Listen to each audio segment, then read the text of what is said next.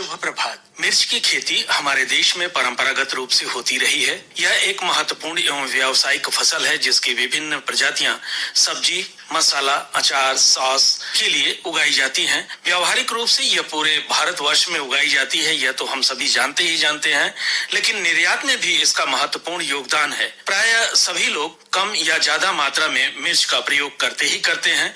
अधिक चरपरी हरी लाल मिर्च मसालों के रूप में और साथ ही साथ मध्यम चरपरी लाल मोटी मिर्च अचार बनाने में प्रयोग की जाती है। लेकिन इधर कुछ वर्षों से हरी मिर्च का प्रचलन कुछ ज्यादा ही बढ़ गया है।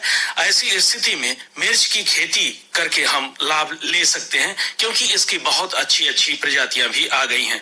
वैसे हमारे यहाँ जो उन्नतशील प्रजातियां पहले से मौजूद है, उनमें LCA 235, पंत C1, पूसा ज्वाला, K2, HC 44 और साथ ही साथ HC 28 भी है। लेकिन अर्का लोहित और जवाहर मिर्च भी काफी कुछ प्रचलित हैं। इनकी रोपाई के लिए अब तो समय ऐसा नहीं है कि आप नर्सरी डालें और व्यावसायिक तौर पर इसकी खेती कर सकें। इसलिए आवश्यकता इस बात की है कि आप पौधे जब बाजार से खरीद रहे हैं तो इन्हीं प्रजातियों का खरीदें, वह बेहतर होगा। वैसे भी आप देखते हैं कि उत्पादन के दृष्टिकोण से ये जो प्रजातियां हैं, उनका अगर आप रोपाई करते हैं तो फिर बेहतर उत्पादन आपको मिल सकता है। यह एक स्थापित तथ्य है।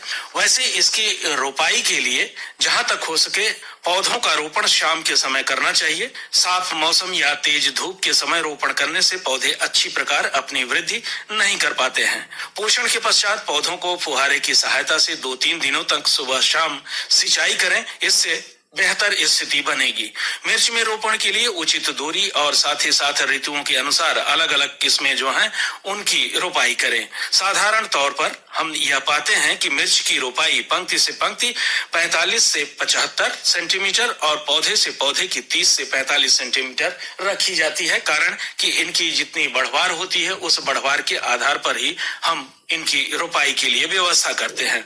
मिर्च की पैदावार उसमें प्रयुक्त खाद एवं उर्वरकों की मात्रा पर काफी कुछ निर्भर करती है। अच्छी उपज के लिए 25 से 30 टन प्रति हेक्टेयर सड़ी गोबर की खाद या फिर कंपोस्ट की तैयार खाद खेत तैयार करते समय मिट्टी में मिला देना चाहिए।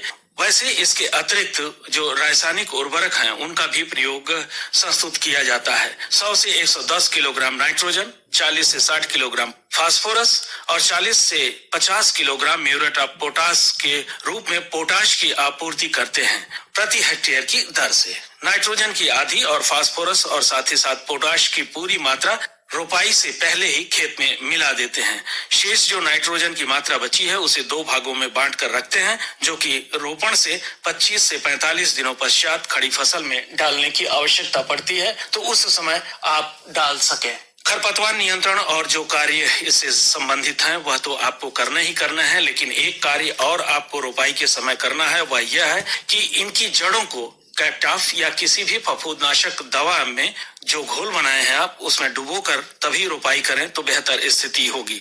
वैसे यह भी देखा गया है कि अगर अच्छी पैदावार लेनी है तो मिर्च की बुआई के लिए जो नर्सरी आप तैयार किए हुए हैं उसमें से पौधे अगर उखाड़ करके इसका रोपण कर रहे हैं तो यह ध्यान रखें कि रोपाई से पहले जब पौधे उखाड़ते हैं तो उससे पहले एक हल्की सी सिंचाई कर दें, जिससे पौधे अच्छी तरह से निकल आए। जो मई जून में आपने किया होगा नर्सरी, उसमें से रोपण के लिए अब यह तैयार है। वैसे जून जुलाई तक में भी जो नर्सरी डाले होंगे उनके लिए यह कहा जाता है कि फिर आगे इसकी जो अक्टूबर महीने तक की तारीख होती है वहां तक इसकी रोपाई कर लेते हैं, वह बेहतर स्थिति होती है। लेकिन हम यह भी देखते हैं साथ ही साथ कि मिर्च का रोपण अगर व्यावसायिक तौर से पूरी तरह हम नहीं कर रहे हैं तो फिर लोकल बाजार में जो बेचने के उद्देश्य से ही कर रहे हैं तो पूरे वर्ष इसकी खेती कर सकते हैं, रोपाई कर सकते हैं और पूरे वर्ष बाजार तक पहुंचाकर अच्छा खासा लाभ ले सकते हैं, क्योंकि यह स्थिति